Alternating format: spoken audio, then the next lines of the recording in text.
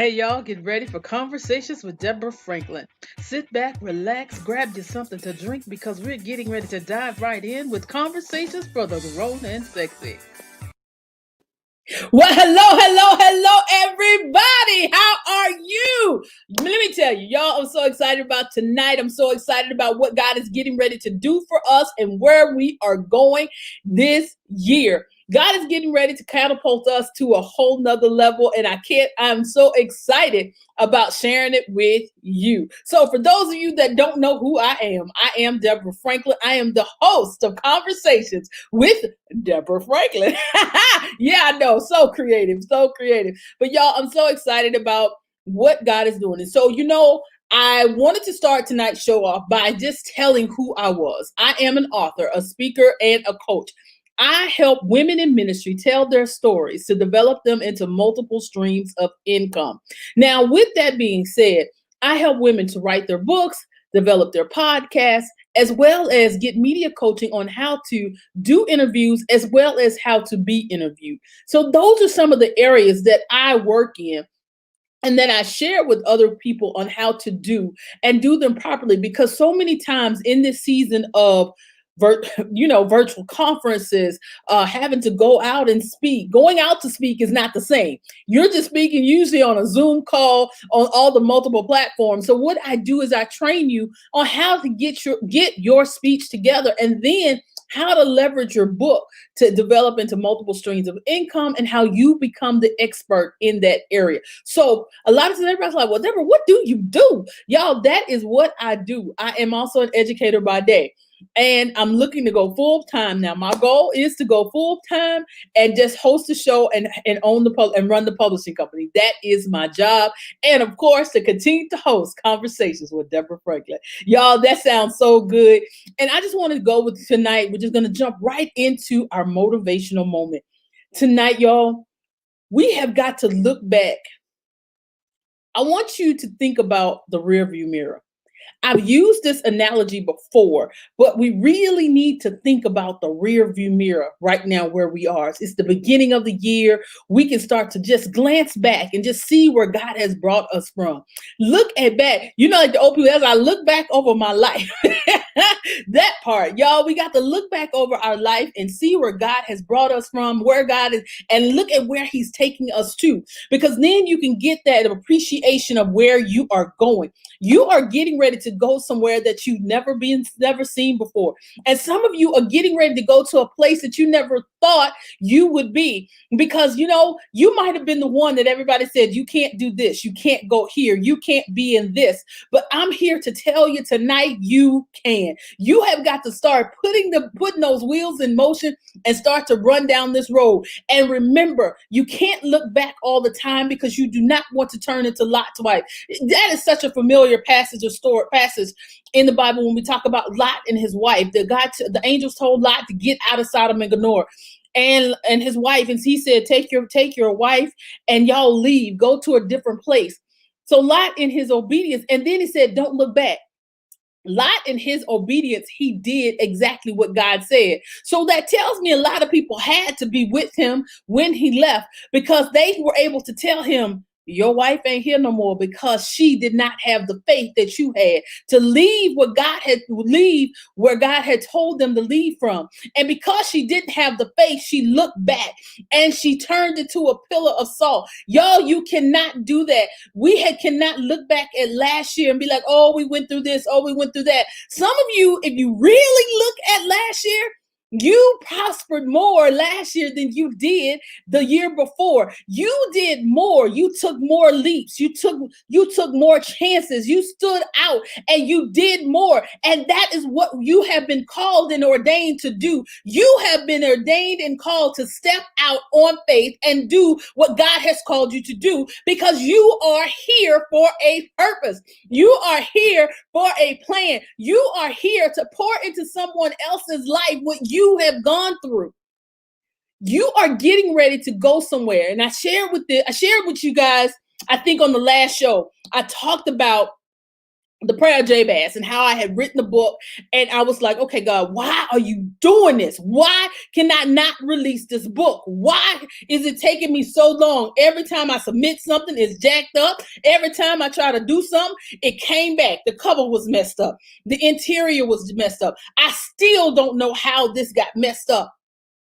But the minute I got myself together and I kept hearing, I could not let you release something that you didn't have receipts for. What you went through last year gave you your receipts to prosper you into this year, because people are looking for the evidence. People are looking for the evidence of what you are doing and where you are going. People are looking for the evidence. You have got to know that God is getting ready to show you up in a way. He kept you in that cocoon. He kept you hidden in that dark place for a reason, for you to be able to come out and spread your wings and fly, because he couldn't let everybody see you. You kept wondering, why am I alone? Why don't I have anybody to talk to? Why is my phone not ringing? Why does it seem like everybody is trying to use me? Because the people that were trying to use you were the distractions to you to get you off of the course of where you needed to be. But you realized soon enough, it didn't take you as long as it used to realize that you were being used and abused. You were able to move forward faster. I want you to really think about that, because you are getting ready to go somewhere where you are getting ready to be great, where you have been called to do. Yes, thank you, Monica. Look back. Yes, you have to. Hey, Lisa. Y'all, yes, obedience, right there. Obedience is better than sacrifice, because when you are obedient to the calling that you has been put on your life, you have got to operate in it. Because I'm going to tell you, you're wondering why you're getting sick. You're wondering why you're tired. And you're wondering why, like, God, what is going on? Are you being obedient to what you have been called to? Wow. Yeah. No looking back. Yes, facts. You are here for a purpose. I cannot share you. And yes, Monica, you got receipts. Yes, indeed. And you have got to realize that you have got to move forward, because you can't sit around waiting for everybody to do it. And yes, Dorisa, yes, say that. Thank you so much. I'm gonna use Dorisa. Dorisa, I met when I took my biggest leap of faith. When I tell you I took the biggest leap of faith that makes no sense whatsoever. I was in college, I was in grad school, and I kept working. I was working at a job. I had my undergrad degree, and I said, okay, God, I'm sick of working this job that doesn't do anything for my degree. And I said, okay, forget it. And I started doing research. My background was advertising. It was radio. I wanted to get in radio, but I didn't want to be on air. I was more of a promotions person. So I started doing some research. Then I said, you know what? I'm going to go to Baltimore. I can go work in Baltimore, work at this particular station, and I can get my training and then come back to Houston. Let me tell you how God is a comedian. God will take you to a place thinking that you're getting ready to do one thing and flip that whole script. I met Dorisa. Dorisa was the number one and still is the number one host, a radio host in Baltimore on the gospel station that I interned with. I was an intern. Yes, I was an older intern, but I was an intern. But I also did long-term. I was a long-term sub while I was doing this intern. Yo, I didn't know what was going on. All kind of things happened at the station. I grew, I learned, but I did not get a job. I had never had an intern that no one offered me a position. And God ended up setting me up to where he said, they offered me a job at where I was doing my long-term subbing position. And this is how I fell into education. God said, you're going to use your gift regardless of how I get you there. You are going to use your gift. So you have got to know that teaching, some of y'all are running from certain things because you're scared of it. I never wanted to teach, but God said, that's what you're gifted in. When you take your spiritual gifts assessment, you score high in teaching. So I thought I was just going to be teaching at church, do my little stuff. God said, I'm taking you to another level. Then I said, well, okay, I'm still teaching. So God turned it into coaching. You see how God can take the gifts that are already buried into you and help them grow and prosper you in the same thing. I say this all the time. The Bible tells us that your gift will make room for you. And that's why we have to learn to recognize our gifts and operate in our gifts and operate in our purpose, because that is how we go to our destiny. Good evening, Frederick Beatty. Yes, yes. Thank you, Jackie. God will flip the script quick. I tell everybody, God is a comedian, and I feel like I am his punchline. And if I can't motivate you into nothing else, get ready to operate strongly in your gifts. I need you to start praying earnestly. God, wake up my gifts, stir up my gifts in me. Let that sleeping giant that's in me rise up. Let it rise up. It's time for it to rise. It is time for you to shine. Stop hiding in the shadows. Stop hiding behind people. Stop hiding behind your mistakes. Stop hiding behind your shame. Stop hiding behind what you think you don't know what you can do. Stop hiding. It is time for you to make the move to come out and do what you have been called to do. Because when you do that, then you're going to start seeing things to prosper. And I've said this before, and I don't know, and I'm saying it again because I told y'all I had to have receipts. I couldn't say that I was praying the prayer of Jabez and then praying that God would expand my territory, and then release the book and my territory hadn't enlarged. That's crazy. Who gonna believe that? Y'all, from that time when I started to write the book, I did an online class with it. I did everything. God, I was like, okay, God, what you gonna do? Now this year we are going to launch. I'm partnering with 3 other people to launch a TV network, not a TV station, not a TV show, but a network, a digital network. Who does that? But that's where God will start to expand your territory. He'll have you operating in areas that you have the expertise. You might not know everything that needs to be done, but he'll start connecting you to somebody else. That's just like the body is made up of many pieces. All of us are called to do something different. But think about when all those differences get together, you have a whole, and now you got what you need to operate in the area that you have been called to in a different way. So y'all, that's right. God will put those gifts put out those gifts that's planted in you. Yes, indeed. Wake up my gifts, most definitely. Stop hiding. Let your light shine, most definitely. And look at God. Girl, I don't have time tonight to share with you what God has done in my life over the course of this past year, how he's taken one situation and flipped it into a different kind of way. I don't have time tonight to share all of what I have experienced because I want you to start thinking about, I'm just giving you some highlights of what's been going on. Because God, if you just look at some of the things that have happened in mine and start to earnestly pray, yes, stir up my gifts, God. When God begins to stir up those gifts, you're going to see some operating in some different things.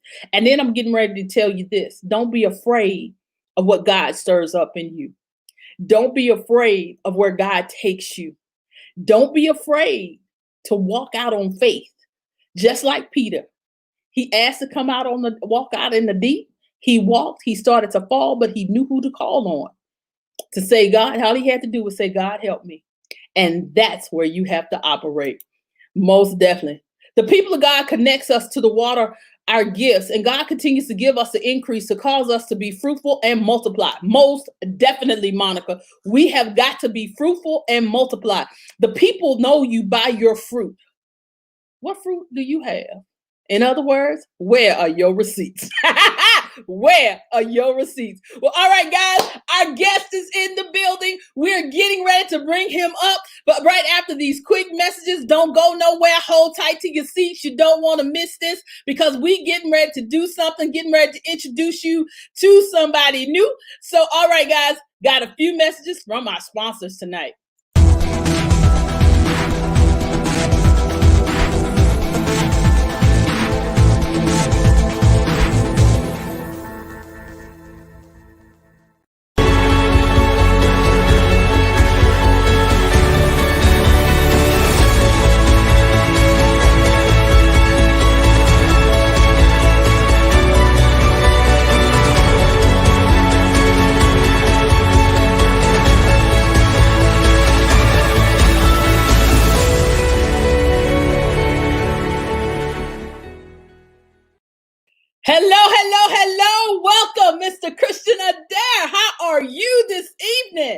And the energy you putting out, I'm good. I'm like, man, my heart beating fast. I'm listening to energy.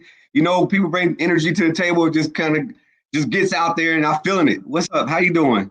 I'm great. I'm great. I am so glad to have you in our presence because, I mean, when I looked at your resume, I was like, my God, who I got coming on this show tonight?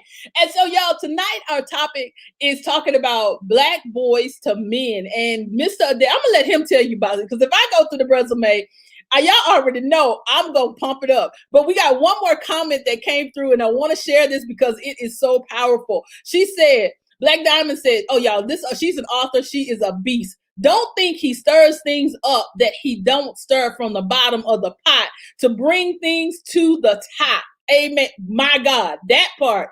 You have got to know that whatever's in you is already in you. He got to stir that thing up. And usually what settles at the bottom is usually where the good stuff is. I don't know about you. I'm from the South. So I know about that stuff that get at the bottom of the pot. And when you bring it to the top, you're like, yes, Lord. Here you go. Your listeners is bringing the energy too and some knowledge, man. Just sit there and just read what they're saying and just sit back and listen. And that's pretty dope. It's a whole right here. Yeah, so I want you to share with everybody who you are and what you do. Okay, so my name is Christian Adair. I live here in Lexington, Kentucky. I am a male engagement expert, and I help develop mentoring programs. Everything that my focus is educating boys of color and creating mentoring programs that remove barriers and provide opportunities for them to be more successful. I have an amazing job. I work for the school system here in the equity office, but I am speaking to you on behalf of just myself, not on behalf of the school system, even though that's what I'm employed doing. So the topic, Black boys to men. Uh-huh. Black boys to men. Because, it's like, how I'm going to word this in a way, because I am also an educator. I don't work in the office because I don't have the patience for that. They were like, go get the degree. I got all the qualifications, but I just can't do all that paperwork. I need to be able to go in and come out and just do what I got to do. I'm not like y'all. Y'all want to sit there and do the paperwork and show up all the meetings. But I'm looking at, because I just left from teaching in DC public schools. Now I'm here in Wisconsin. That's a whole different show, whole different situation. And yeah, we'll talk about that later. Whole different situation. Yes, amen. So one thing that I have seen, a lot of times they tell us, oh, boys are different, boys are different. But one thing that I have found since I made that transition, no, they're not. They're really not. But if we have some, let's start with educators first. And then you said something else key, is that equity piece, because I'll go ahead and say it. I am the only Black teacher in my building. And I am the only Black teacher in my building for a very long time. The other people that they saw of color in the building were like aides. And yes, I'm not knocking the aide because we need the aides, but they had never had anybody that had full control. And I'm going to say that I think that's the easiest way to say it, because a lot of people don't know what that means. So tell what you said, the equity piece. So can you share with the people what equity means, especially in education now, because that's the new buzzword that's going around? Yeah. So equity is not just giving everybody the same thing. It's providing whatever they need to be successful. So you may need $2 and I need $10 to get to the same place. And that is equity. We don't get $10. You didn't need it in the first place to get where you're going. So it's kind of simple like that. Even more than that, like I said, removing barriers and providing opportunities is what creates equity. A lot of times I tell people, just get out of the way, but in that sense, very simple. Just give the person the tools they need to be successful, whatever it is. And everyone doesn't have to have the same tools. Mm-hmm. That's the difference. And I think that's where a lot of people are missing in that conversation when we start to talk about equity. Because I'm going to be honest with you, for the educators that are watching, you're going to know what I'm getting ready to say. If they show me that picture of them people and them kids standing on that fence one more time, I'm going to scream. Tell hey to baby. Hey to the baby. My granddaughter here. Mom's at work, so she hanging out with Papa tonight. Oh, I love it. I love it. Y'all know that's what we have to do in this age of Zoom. Everybody in the conversation. But it's like, if they show me that picture one more time, and we don't do anything after we see the picture. What are some steps that we can take? Not just educators, but just people in the community as a whole. So I'm gonna paraphrase a story that I heard once, and it goes way back in ancient Africa. What used to happen at one time, what happened at one time is that the village leaders, the men in the village, would get together and decide which young males are about to become men. And as they identified those men, they went and one time of year they would go in and they would grab these boys out of their huts without them realizing it. The boys knew what was going to happen. They didn't know exactly what's happening. And they would take them away from the hut, from the home. And they would take them away from the village. And they would go away. And at this place they go, all the men would exchange stories, tell them stories, pass on wisdom, give them the expectations of what it takes to be a man. They would tell them what it means to be a father, what it means to love, what it means to be a productive citizen, what it means to be a giver to the village. So they gave them all these rules, right? And the boys were also given an ultimatum. If you come back to the village, you come back agreeing to these terms. You come back and you are a man now. So when you go back, your chest is high. They're going to treat you like a man. But remember this, you go back, you're going back to your own hut. Your mom is there fixing it up for you. Everything you need, your tools, all the things you need is going to be in there, your farming tools, whatever it takes for you to be a productive citizen in our village will be there. But also your mom can no longer go in your village, go in your hut. Your mom cannot go in there any longer. She is not going to make your meals. The next person going in your hut is your wife. Wow. And so prepare for that. When another woman comes into your hut, it's because you're going to marry her. She is your wife. So there's kind of a break, like moms no longer got to baby their babies. So there's kind of the break there. The boys got to go back scared, but with some secrets and proud. And when the more men you had, the village was stronger.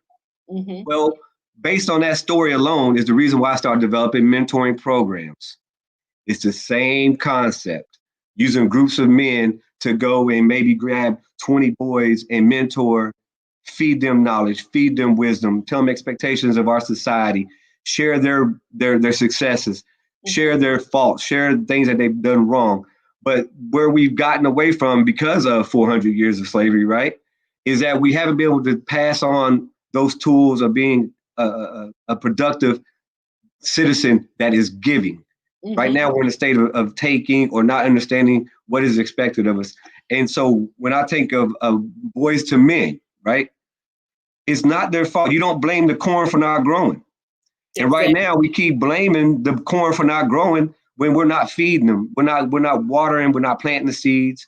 We're not giving them the tools they need to be competent and to become adult men because they're just guessing, you know? And what do you get when somebody's guessing how to do something? They're going to guess wrong and they're going to have a lot of mistakes and things like that. So mentoring is a very powerful piece of the puzzle. It's not the only piece. You know, you speaking a lot to your spirituality and religion, and that's another piece. But one piece is very important that we can't control. We can't expect somebody else to do it, is that we take responsibility of our own kids. We share our culture. You know, well, we're developing a culture in America because it was taken from us, but we're developing a culture of responsibility and what it means to be a man and to love and to raise a family and to be there through thick and thin. And you know what? And I totally agree with Monica just said rites of passage. That is so true, because I remember working at a church when I was in undergrad, where we did work with the rites of passage program. And I think those are some of the things we try to make that rites of passage so deep that we don't have to, if you're just sharing their wisdom. So when you are doing, I'm sorry, let me share this right quick. So before I flip the conversation, I love that. Thanks for sharing that story. That's from Madonna. And then preparing them for life, build up our foundations of tomorrow.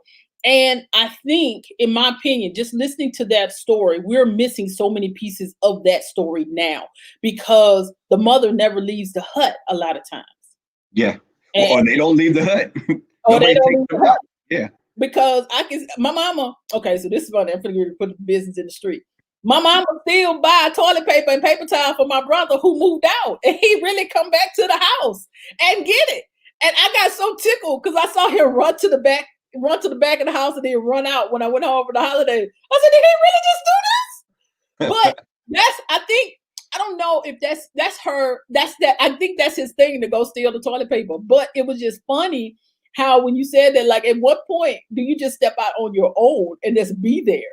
And and then I looked at my nephew, and he was like, they were like, he driving this car, and you hear it coming down the street. I said, but that's his sign of being a man, because has he moved back home yet? Has he asked y'all to do anything? So if he done paid for this Who ride, and this Who ride is getting him from point A to point B, all we're gonna do is just pray for him that he can do it. Yeah. That's a rites of passage. We all had that Who ride, right? I mean, I had a yellow 79 Toyota Corolla that I had to push with my foot because I had popped the gear or something. I did something crazy, but I had to push that joker with my foot to start. So yes, I have had the Who ride. Yeah, and that's part of. So when you get to laugh about it later, it's a rite of passage. You get to laugh about it. Say, I don't have that Hoop ride no more, but I get to get you one. You know, you talk to your kids. Reminds them get a hoopty too. So that's right. Even if I can afford a nice one, I'm gonna say no. You getting that $1,000 car.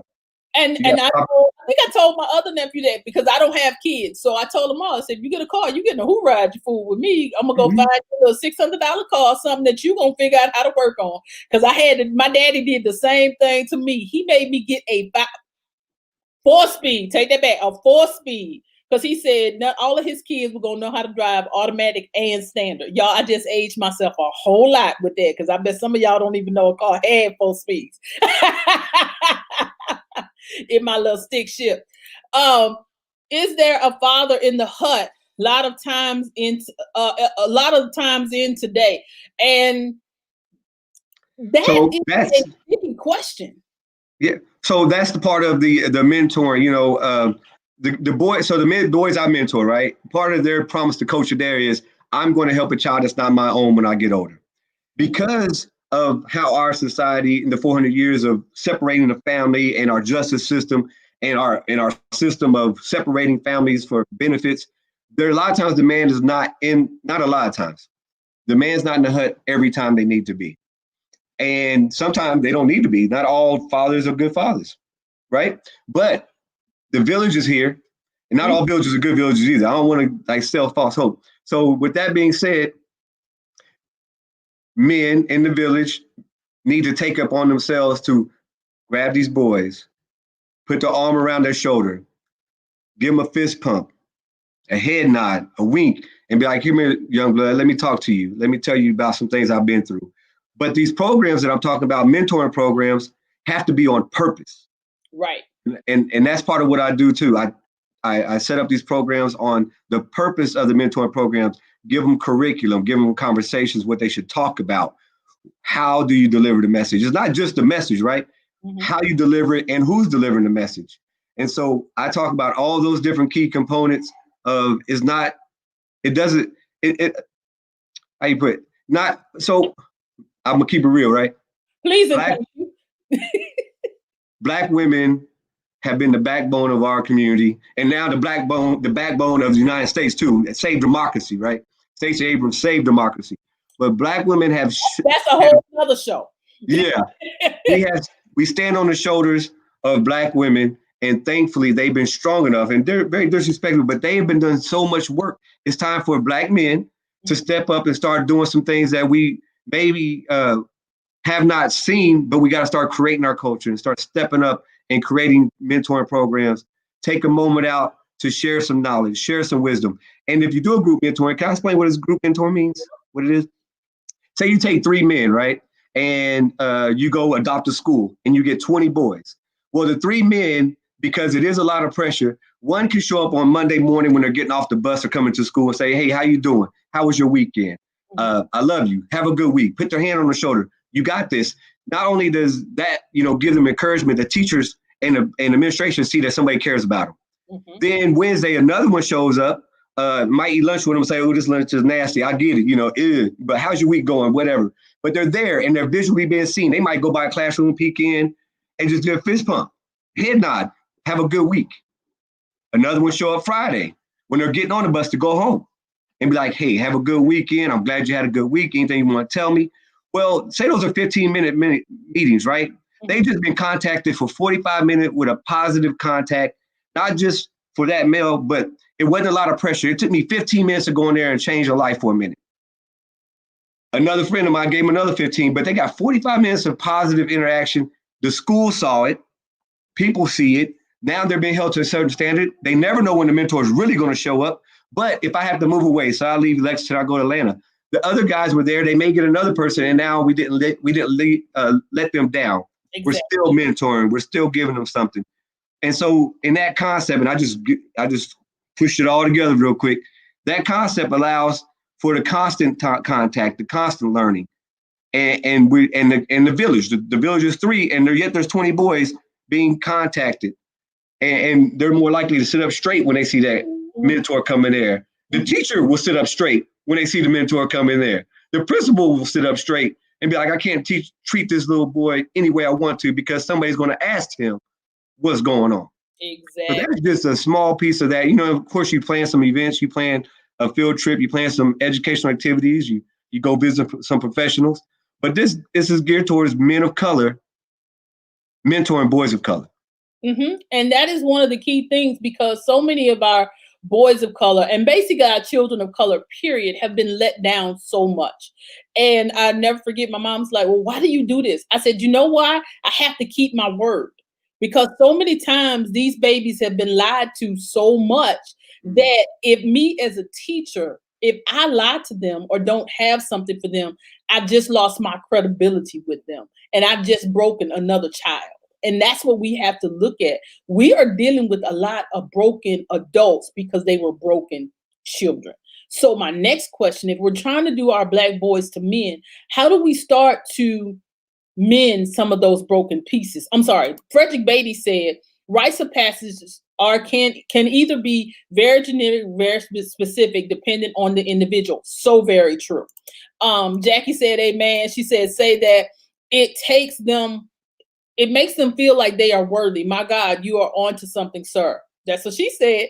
And I'm like, you know what? And that's true, because I've seen it in action in some of the other schools that I've worked in when they've had that mentoring program, because I did one for girls. So if the girls knew I was going to come, they never knew when I was going to show up because I'm in the building. So if I popped into their classroom, they'd be like, or if the teacher knew that they were in my program, that was my favorite. For the teacher to give me that email, I'm like, oh, you showing out? Yep. Yep.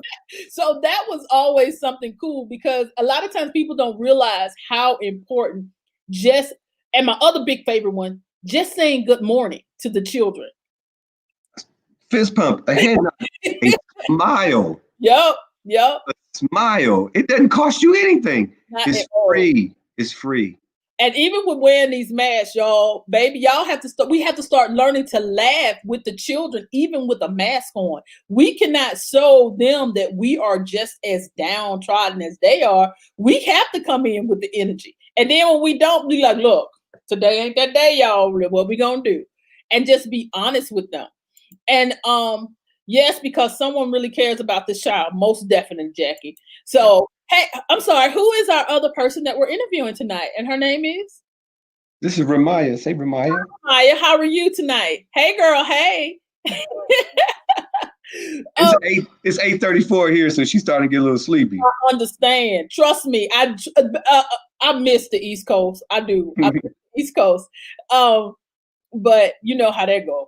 But it's like we're getting ready to wrap it up anyway. So we've been on longer than we're supposed to. But what are some other key facts when we're starting to trying to put our broken pieces back together for our young boys and maybe even some of the younger men? So we're talking about middle school, elementary. What age group are you talking about? Because I know my background is just high school students. So I know what it feels like when I'm dealing with high schoolers, because a lot of them, their fathers are either in prison, not around, period.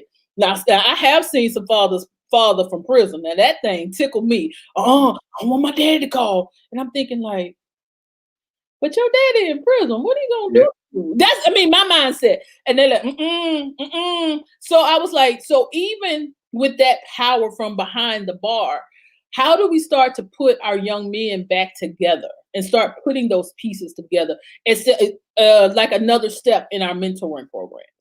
So I'm paraphrasing a lot of what I'm saying tonight because, of course, there's more detailed Of course. to that, but building a relationship of trust. Mm. That's where you got to start with, and that's with listening and asking and finding out what their interests are, introducing them to things that they may have not been introduced to, showing you care by being there. Like we just said, what's a smile? Showing that you are into and you're interested in them. And that relationship of trust, a lot of coaches have that right away. When you do athletics, but a lot of kids aren't doing athletics. So with the mentoring I'm talking about, there's male engagement is very important at all ages, right? And when they're younger, you kind of want to be a dictator too. They want that discipline. You tell them, don't do that. You don't put your finger in the socket because it will hurt you. Because Right. I care about you. That's what I'm telling you. And don't, there's no need. But you give them that little positive discipline there. You give them something to look forward to. They get an adrenaline rush knowing that somebody cared about them. Mm-hmm. Middle school, you become like a mediator. You say, hey, if you get all A's, and I'll do this for you. But if you don't get all A's, I won't do it for you. If you ask me a question and you can say yes, I can say yes. So it's kind of like you give them some more control, but you give parameters with. And I hope you guys are following me with it because I'm just pushing, squeezing it together. High school age, you become an advisor. You have your right to be successful. You have your right to failure. Mm-hmm. You have your right to figure it out on your own. But if you need some advice, you can lean on me. I'm gonna give you the best advice I can get, and I'll go with you on whatever you're trying to do. But again, all of it's about removing barriers and providing opportunities. I swear that one sentence right there is very powerful because we don't know what the barrier is. Mm-hmm. We don't know what the opportunity is. We just find them. And when you do that, you're providing another opportunity. You're providing another resource for them to feel valued and feel wanted. A lot of what I do with my guys, and for instance, we do a lot of community service, reading books to younger kids, Mm-hmm. Cleaning up a neighborhood, not going to clean somebody's house, cleaning up a neighborhood to be proud, be proud of, going to a college day all day with a college person, just walking from 8 o'clock to 5 o'clock, walking with them through campus, sitting in classrooms. So we come up with all these kind of ideas so they can get immersed into what it is they might want to be. And then they do presentation, and we like to step too. So, but Oh, yeah, every day. He an alpha, y'all. It's an alpha man in the house. My cousins would be excited about that statement. and stepping comes from Africa, so it's a soulful thing. It's really a lot of soul to it, and it gives. I think my baby's about to fall asleep. Oh, she done. She done. She done. She even got a comment. She's so cute. She wasn't going anywhere either. She was gonna stay on my lap. Well, it's like, Nope, she wasn't having it. Know that. Know that. and this is part of the village, right? My daughter had to go to work. Drop her off here. I got you. And I have said this before too. So many of our young people don't realize the advantages that some of them have by having that village. Yes, you may, because you can still do what you have to do, but if you build a big enough village around you, you can get that support system. And support looks so many different kinds of ways. And one thing that I have seen is that we cannot assume what the barrier is. We cannot assume what the restriction is because I feel like that's where we have been missing the mark. We have assumed that everybody's going through the same thing as opposed to just asking. Yes. And that's one of the biggest things. So what are, let's say, two, maybe 2-3 tips that you could share with the people about how to recognize what somebody's barrier is that they need to be removed? How to get to that? The conversation is your relationship. What you talk about, what you listen to is the relationship. That's where it all starts. Me and your relationship is based on uplifting people. Obviously, this is our relationship. This is what we're talking about. You're speaking earlier spirituality and religion with your other with your stories, right? And your that relationship is what it is. So the same thing with kids. If you want to establish a relationship, it's the conversation you have. What are you going to be talking about? Mm-hmm. And it will come out. They will share with you, but you can't force it either. They got to know that you care. They got to know that you're listening. And you're not supposed to have all the answers either. And you admit it. Admit you don't have all the answers, but you're there with them to try and find them out. And that is awesome. So we're going to wrap up tonight. And I want to thank you so much for joining us. Can you just share one word of encouragement to the people, as well as tell them how they can find you in case they need to get some help on developing their own mentoring program? Well, I want to mention a friend of mine, Dexter Powell Jr. He wrote a book, I Am King, and he has been through some things. And I think if you want to mentor some young boys, you can maybe do a book club, or at least start reading this book with them and asking them questions, right? That's a way to engage in an academic activity and to start a conversation, because a lot of times mentors think that, oh my gosh, I don't know what to do, but everyone can be a mentor. As long as you care, as long as you bring yourself, because your imperfect self is what kids need the most. I do have a website, alphaleagueinc.com. That's alphaleagueinc.com. You can look at our webpage and see the videos and see pictures of my boys doing presentations on my baby's neck. Y'all probably talking about, like, he's killing that baby's neck. But I'm there to support your community. I'm there to speak and help where I can. We can all do it. We all are needed. And again, bringing your imperfect self is what the kids need, because they don't need somebody that thinks they're perfect. I love it. So they want a clarification. Is it Dexter Powell or Dexter Kyle? Dexter Powell Jr. Dexter Powell Jr., because I wrote it down wrong too. I'm sorry. Oh, you good. Powell. He has a Facebook page as well, and he's speaking, and the brother's been he got some stories for you guys, but real life conversations, And that's where we're lacking. We have to be able to talk real world situations. And the biggest thing with dealing with our youth, and I hope that you agree, is that we have to be transparent. We have got to tell our stories, because when they realize that we are human and we have gone through things just like them, then and only then can we win them over and save our next generation.